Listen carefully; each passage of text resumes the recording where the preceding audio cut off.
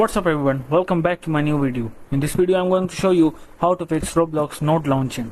So without wasting any time, let's get started. First open the Google Chrome and search Blockstrap.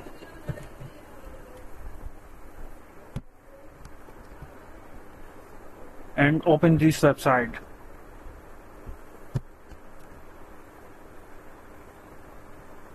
And now click on this link and download the latest version. After downloading the app, open the app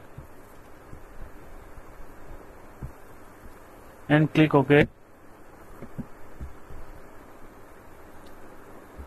and then click on mods and then click on install.